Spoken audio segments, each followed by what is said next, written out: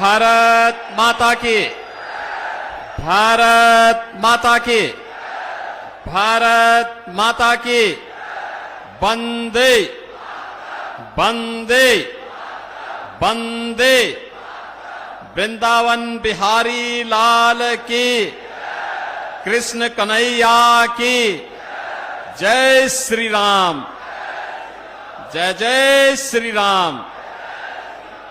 मंच पर उपस्थित मध्य प्रदेश के लोकप्रिय मुख्यमंत्री डॉक्टर मोहन यादव जी, भारतीय जनता पार्टी के क्षेत्रीय अध्यक्ष पश्चिमी क्षेत्र श्री सत्येंद्र सिसोदिया जी, प्रदेश उपाध्यक्ष विधान परिषद सदस्य श्री सत्यपाल सिंह सैनी जी, माननीय सांसद श्रीमती संघमित्रा मौर्य जी, पूर्व मंत्री श्री सुरेश राणा जी, प्रदेश उपाध्यक्ष दिनेश शर्मा जी, जिलाध्यक्ष संभल श्री हरेंद्र सिंह चौधरी जी, पूर्व विधायक श्रीमती पुष्पा यादव जी, पूर्व विधायक गुन्नौर श्री अजीत यादव राजू जी,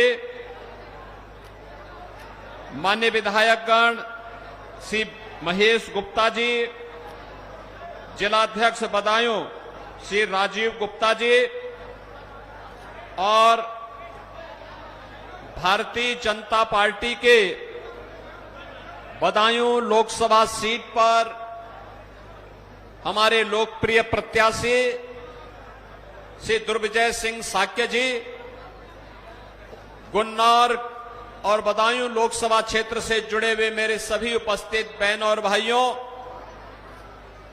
इस पावन धरा को जो वीर भूमि है, अन्नदाता किसानों के परिश्रम की भूमि है, ऐसी पावन धरा को कोटि कोटि नमन करते हुए मैं आप सबका हृदय से अभिनंदन करता हूं।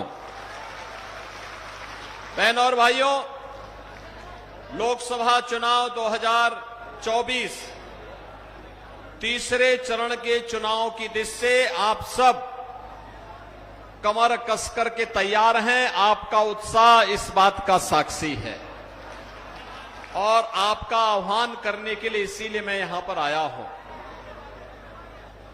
बहनों और भाइयों, मैं आज देख रहा था कांग्रेस और समाजवादी पार्टी का जो एक गठबंधन है, यह देश के अंदर अलग अलग लोगों से मिलकर के चुनाव लड़ रहा है। उनका कोई उद्देश्य नहीं, देश के हित में नहीं है, विकास के लिए नहीं है, लोक कल्याण के लिए नहीं है, सुरक्षा के लिए नहीं है। एक ही उद्देश्य है कि भारत के हितों को कैसे चोट पहुंचाई जाए और इसलिए सपा और कांग्रेस के गठबंधन को दिया जाने वाला वोट यह ऐसे ही है जैसे किसी अनाड़ी के हाथ में ट्रैक्टर पकड़ा करके कहा जाए कि चलाओ और वो भीड़ भाड़ वाली जगह पर चला दे तो क्या करेगा वो, और ट्रैक्टर से न जाने कितने लोगों को मार डालेगा। ऐसे स्थिति इन लोगों की है। ये जो दो लड़कों की जोड़ी बनी है ना, ये जिंदगी भर लड़के ही बने रहेंगे। बहनों और भाइयों, मोदी जी के नेतृत्व में हमने बदलते हुए भारत को देखा है। एक ऐसा भारत जो साफ स्पष्ट यानी फर्क साफ करता है 2014 के पहले का भारत और 2014 के बाद का भारत। 2014 के पहले का भारत, देश में अविश्वास का माहौल था, असुरक्षा की भावना थी, अन्नदाता किसान आत्महत्या कर रहा था, नौजवान पलायन कर रहा था, बेटी और व्यापारी दोनों असुरक्षित थी, अराजकता का सा माहौल था, आतंकवाद चरम पर था, बम विस्फोट कहीं भी हो जाते थे, नक्सलवाद तेजी के साथ पांव फैला रहा था, देश की सीमाएं सुरक्षित नहीं थी और दुनिया में भी भारत का कोई सम्मान नहीं था। 2014 के बाद का भारत, दुनिया में भारत का सम्मान बढ़ा है, देश की सीमाएं सुरक्षित हुई हैं। आज कोई दुश्मन भारत की सीमा का अतिक्रमण नहीं कर सकता और बम विस्फोट नहीं होते। आतंकवाद, नक्सलवाद पर नियंत्रण किया जा चुका है। बहनों और भाइयों, अब तो पटाखा भी थोड़ा जोर से फट जाए ना तो पाकिस्तान पहले सफाई देता कि नहीं मेरा हाथ नहीं है, क्योंकि इसे मालूम है कि अगर समय रहते सफाई नहीं दी तो कहीं लेने के देने न पड़ जाएं। ये नया भारत है, कोई थप्पड़ मारेगा तो थप्पड़ लगने के पहले ही जोरदार घूंसे से उसका जबड़ा तोड़ करके फेंक देगा। और इसीलिए इस नए भारत से अब इसकी सामर्थ्य और शक्ति के बल पर कोई दुश्मन भारत को आंख नहीं दिखाता है, बल्कि भारत के सामने आज दुनिया नतमस्तक है। और इसलिए बहनों भाइयों, जो भारत हमें आज मोदी जी के नेतृत्व में सुरक्षा और सम्मान दे रहा है, वही भारत आज विकास के बड़े बड़े कार्य कर रहा है। आप देखो ना, गंगा एक्सप्रेसवे तो यही बन रही है। 94 से 95 किलोमीटर अकेले बदायूं जिले में है। और बहनों और भाइयों, इस एक्सप्रेसवे से यहां की इकोनॉमी में बहुत वृद्धि होने वाली है। यहां के लाखों नौजवानों के लिए नौकरी और रोजगार की संभावनाएं बनेंगी, किसानों की आमदनी बढ़ेगी और उद्योग लगेंगे, तो यहां पर व्यापार और उद्योग को भी एक नया माहौल मिलने वाला है। लेकिन साथ साथ अगर आपको दिल्ली जाना है तो यहां से मात्र 1 से 1.5 घंटे में दिल्ली की दूरी, और अगर लखनऊ और प्रयागराज जाना है तो लखनऊ को 4.5 घंटे में और प्रयागराज की दूरी मात्र 5.5 घंटे में आप पूरी कर सकते हैं गंगा एक्सप्रेसवे बनने के बाद। बहनों और भाइयों, ये है नया भारत। और नए भारत के रूप में विकास के कार्य केवल एक्सप्रेसवे तक नहीं है, हाईवे बन रहे हैं, बिजली मिल रही है, हर घर बिजली भी है तो हर घर नल की योजना भी है, हर घर उज्ज्वला योजना की भी है, हर गरीब के सिर को ढकने के लिए आवास भी है, और किसान को किसान सम्मान निधि भी है, गरीब के लिए राशन भी है, तो बीमार के लिए दवा भी है। यानी दवाई भी, आप सोचो 80 करोड़ लोग भारत के अंदर फ्री में राशन प्राप्त कर रहे हैं, 80 करोड़ लोग। और पाकिस्तान की आबादी कितनी है? 23 करोड़। 23 करोड़ लोग वहां भूखों मर रहे हैं। देखो, 1947 में भारत को बांट करके पाकिस्तान बना और बड़ी ठसक के साथ इन्होंने पाकिस्तान बनाया कि पाकिस्तान खुशहाल होगा। आबादी कम गई, क्षेत्रफल ज्यादा गया पाकिस्तान में, लेकिन बहनों और भाइयों, आज पाकिस्तान में 23 करोड़ की आबादी भूखों मर रही है। 1 किलो आटा के लिए ऐसे लड़ते हैं जैसे गली में आप बहुत सारी चीजों को देखते होंगे, लड़की एक रोटी के टुकड़े के लिए लोग गली में बहुत सारे जीव भिड़ते हैं, ऐसे पाकिस्तान में 1 किलो आटा के लिए लोग भिड़ते हैं। और भारत के अंदर मोदी जी के नेतृत्व में 80 करोड़ लोग पिछले 4 वर्ष से फ्री में राशन की सुविधा प्राप्त कर रहे हैं। और मोदी जी ने चुनाव के पहले ही व्यवस्था दे दी कि अगले 5 वर्ष तक हम इसको निरंतर जारी रखेंगे। 60 करोड़ लोगों को 5 लाख रुपए की आयुष्मान भारत की सुविधा। और उत्तर प्रदेश में तो हमने ये भी व्यवस्था कर दी है, अगर कोई बीमार है उसका चेहरा नहीं देखते, विधायक, सांसद, पूर्व विधायक, जिला पंचायत अध्यक्ष, कोई पदाधिकारी और स्वयं पीड़ित भी अगर एक पत्र भेज देता है ना मुझे कि मैं बीमार हूं, मेरे परिवार में फलाना व्यक्ति बीमार है, उपचार की व्यवस्था नहीं हो पा रही है, तो मैं मोदी जी के द्वारा खोले गए जनधन अकाउंट में पैसा सीधे उसके खाते में भेज देता हूं, कहता हूं निश्चिंत होकर उपचार कराओ। 50 करोड़ गरीबों के खाते खोले हैं जनधन अकाउंट के। जो पहले कमीशन खोरी होती थी सपा बसपा और कांग्रेस की सरकार में, आज जनधन अकाउंट ने उस कमीशन खोरी को पूरी तरह बैन कर दिया है। बहनों और भाइयों, 12 करोड़ किसानों को किसान सम्मान निधि मिल रहा है। 12 करोड़ गरीबों के घर में शौचालय बन गया है। 10 करोड़ गरीबों को उज्ज्वला योजना का रसोई गैस का कनेक्शन मिल गया है। कांग्रेस के समय क्या था, पहले तो कनेक्शन नहीं मिलता था, और जिस बेचारे ने कनेक्शन ले रखा है और पर्व और त्योहार के दिन या किसी दिन कोई मेहमान आ गया और रसोई गैस का सिलेंडर समाप्त हुआ, अगर परिवार का मुखिया सिलेंडर लेने के लिए जाता था तो कांग्रेस की केंद्र में और प्रदेश में समाजवादी पार्टी की सरकार थी, तो रसोई गैस तो नहीं मिलती थी, पुलिस का डंडा जरूर मिलता था। और बहनों और भाइयों, पुलिस का डंडा भी मिलता था, और अगर बच के आ ही गए घर और खाली सिलेंडर लेके आए तो घर में बेलना से अलग से मार पड़ती थी। यही होता था ना, होता था ना। लेकिन बहनों और भाइयों, मोदी जी ने ऐसी पुख्ता व्यवस्था कर दी कि रसोई गैस की किल्लत नहीं, और जिन घरों की सामर्थ्य नहीं थी कि खरीद पाएंगे, ऐसे 10 करोड़ गरीबों को रसोई गैस फ्री में दे दिया। और फिर कहने के लिए आए, जितने लोग बचे होंगे आप में से कोई भी सिफारिश करेगा उसको रसोई गैस का सिलेंडर मिल जाएगा। 4 करोड़ गरीबों को मकान दे दिए। जिसको आप कहेंगे मकान देने के लिए मकान नहीं है, उसको मकान भी मिल जाएगा। ये भी घोषणा मोदी जी ने कर दी। बहनों और भाइयों, विकास भी है, गरीब कल्याण भी है। और अभी हम लोग संभल से आ रहे हैं। डॉक्टर मोहन यादव जी भी साथ में थे। मां केला देवी के धाम में हम दर्शन करने के लिए गए। बहनों और भाइयों, 5 साल पहले मैं गया था, बड़ी जर्जर स्थिति थी। वहां के मोहन जी, ऋषिगिरी जी बेचारे बड़े परेशान थे। कहते थे साहब क्या होगा, कब्जा हो रहा था। समाजवादी पार्टी की सरकार वहां कब्जा करना चाहती थी। और आज केला देवी धाम को देखो, कितना भव्य स्वरूप हो गया है केला देवी का धाम। हो गया ना, ये तो आपके सामने उदाहरण है।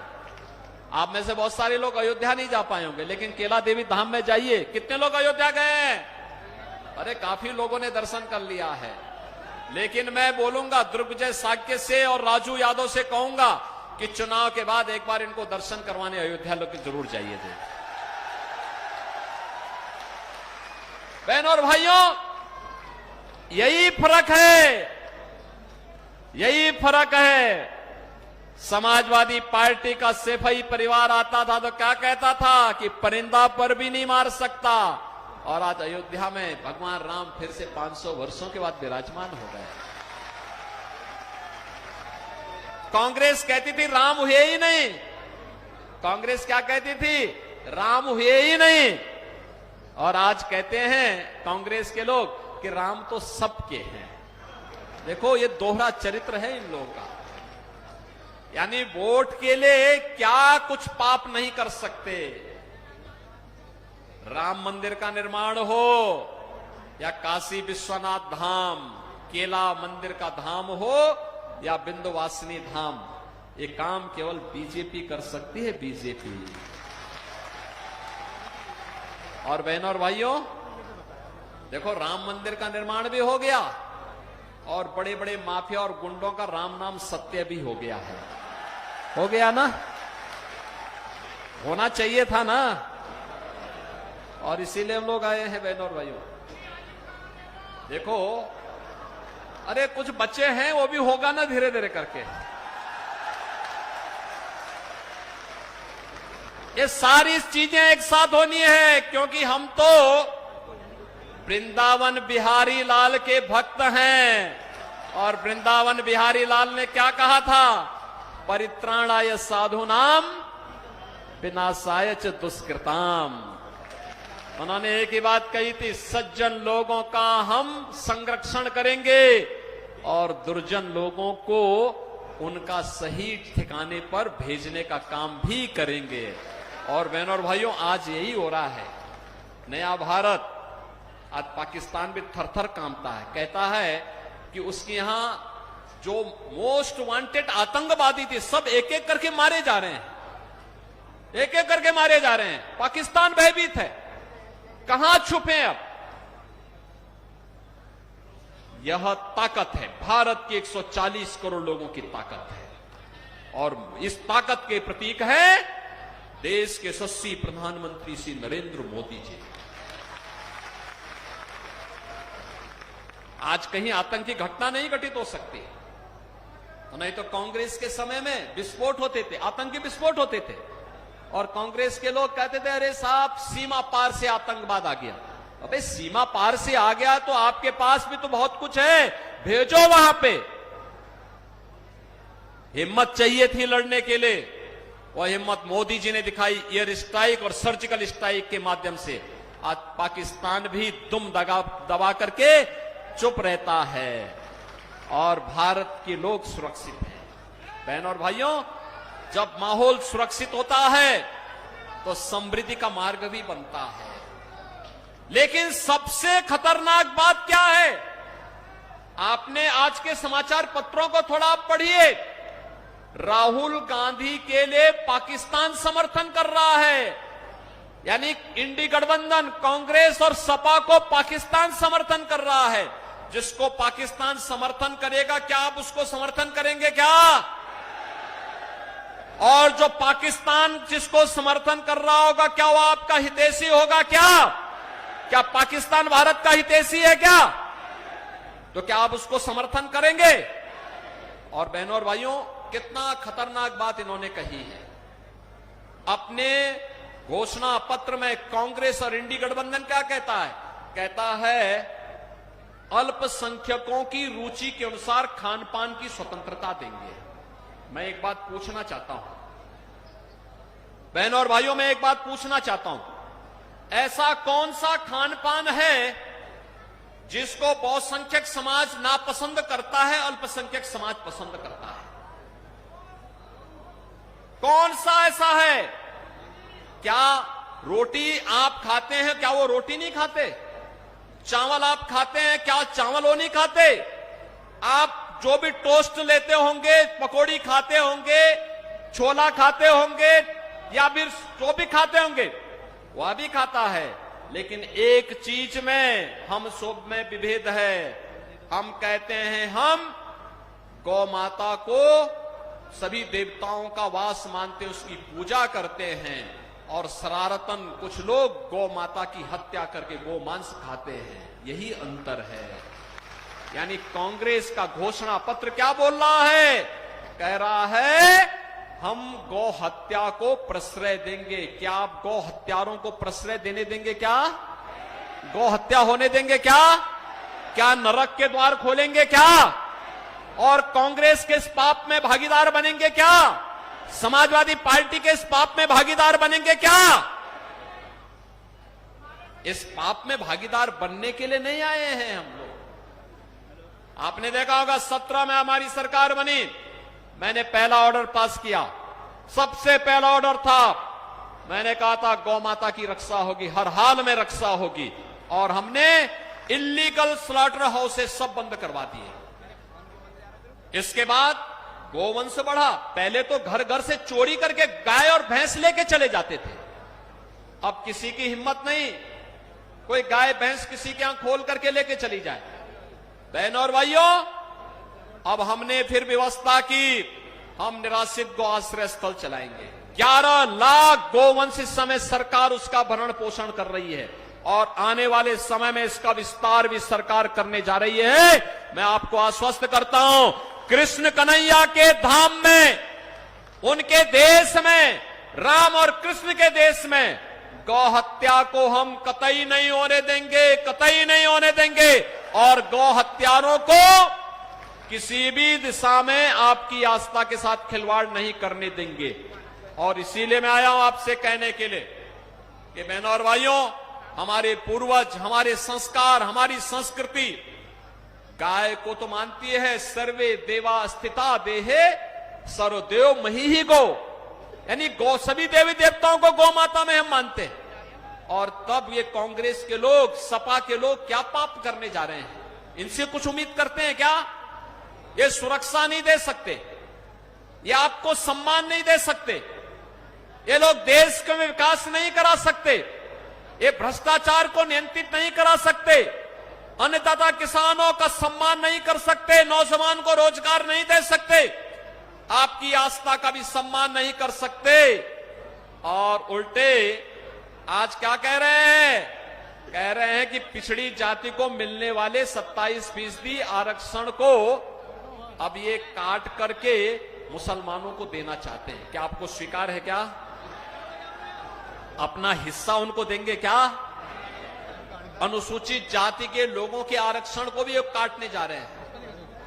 क्योंकि कांग्रेस की यूपीए सरकार थी, जब सपा बसपा दोनों समर्थन कर रही थी, तब कांग्रेस ने उस समय रंगनाथ मिश्रा कमेटी की रिपोर्ट लाई थी, सच्चर कमेटी की रिपोर्ट भी लाई थी, और इन दोनों कमेटियों की रिपोर्ट में यह था कि पिछड़ी जाति के, अनुसूचित जाति जनजाति के हकों को मुसलमानों को दे देना चाहिए। क्या आपको स्वीकार है? क्या बाबा साहब भीमराव अंबेडकर ने धर्म के आधार पर आरक्षण का विरोध किया था? क्या हो गया एक कांग्रेस और सपा के लोगों को? आज ये बाबा साहब भीमराव अंबेडकर का भी अपमान कर रहे हैं। और इसलिए बहनों और भाइयों, मोदी जी ने आश्वासन दिया है, पिछड़ी जाति और अनुसूचित जाति जनजाति के अधिकारों पर किसी को डकैती डालने की छूट नहीं दी जाएगी, और अगर कोई डकैती डालेगा तो भारतीय जनता पार्टी डट करके विरोध करेगी। और इसलिए बहनों और भाइयों, मैं आज आपके पास आया हूं। अब तो कांग्रेस के लोगों को बुलडोजर से ही भय लगने लग गया है, भय लग रहा है। उनको माफिया और अपराधी शरीफ लगते हैं।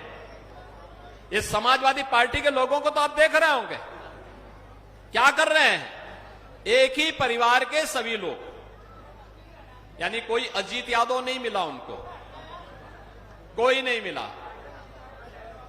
एक कन्नौज से, एक मैनपुरी से, एक को बदायूं से, एक को फिरोजाबाद से, और एक को आजमगढ़ से। एक ही परिवार में बाकी परिवार, बाकी इतनी बड़ी आबादी में से कोई दूसरा यादव मिला ही नहीं। तो परिवारवादी राजनीति को तो अब दिन गए। आप तैयार है ना इसको जवाब देने के लिए? तैयार है ना कि परिवारवादी राजनीति नहीं होगी? सहमत है ना? योग्यता के आधार पर लोगों को प्रतिनिधित्व मिलना चाहिए कि नहीं मिलना चाहिए? आप सोचो, अगर परिवारवादी राजनीति पर भाजपा विश्वास करती तो क्या मोदी जी का नेतृत्व देश को मिल पाता? क्या और मोदी जी का नेतृत्व नहीं मिलता तो क्या भारत इतनी प्रगति कर पाता? क्या आज तो भारत सुरक्षित है, समृद्ध है, आस्था का भी सम्मान है। और उत्तर प्रदेश में तो अब दंगे भी नहीं होते, कर्फ्यू भी नहीं लगता। कर्फ्यू लगाने वाले, दंगा करने वाले गले में तख्ती टांग करके जान की भीख मांगे फिरे जा रहे हैं, कह रहे हैं साहब एक बार जान बकस दो बस। और इसलिए बहनों और भाइयों, आज मैं आया हूं आपसे कहने के लिए, भारतीय जनता पार्टी ने अपने एक सामान्य कार्यकर्ता को, श्री दुर्विजय साक्य को अपना प्रत्याशी बनाकर के आपके बीच भेजा है। दुर्विजय साक्य को विजयी बना के भेजेंगे गुन्नौर से, भेजेंगे। हमने अजीत पाल राजू को जिम्मेदारी दी है कि गुन्नौर से चुनाव जिता करके भेजिए। आप सहमत हैं? अपने अपने बूथ को संभालेंगे। और बहनों और भाइयों, मोदी जी का, मेरा, डॉक्टर मोहन यादव जी का संदेशा घर घर पहुंचा दीजिए, और पहुंचा दीजिए, कहिए विकास और सुरक्षा की जिम्मेदारी हमारी, आपके सम्मान और आपकी आस्था के सम्मान की जिम्मेदारी हमारी। आप कमल चुनाव चिन्ह से मां लक्ष्मी को यहां पर लाने की तैयारी करिए। मोदी जी को देश की सत्ता फिर से सौंपिए। दुर्विजय साक्य को भारी बहुमत से विजयी बनाए। आप बनाएंगे, लेकिन उसकी शर्त है चुनाव के दिन पहले मतदान फिर जलपान। पहले मतदान फिर सहमत हैं? अपने साथ लोगों को वोट देने के लिए ले जाएंगे। और बहनों और भाइयों, एक काम और करेंगे और वह काम कि 10 बजे तक, सुबह 7 बजे से 10 बजे तक 50% वोट पड़ जाना चाहिए। पड़ेंगे? सहमत हैं? तो फिर कमल चुनाव चिन्ह के लिए मेरे साथ दोनों हाथ ला करके बोलेंगे, भारत माता की, भारत माता की, भारत माता की जय श्री राम, जय जय श्री राम।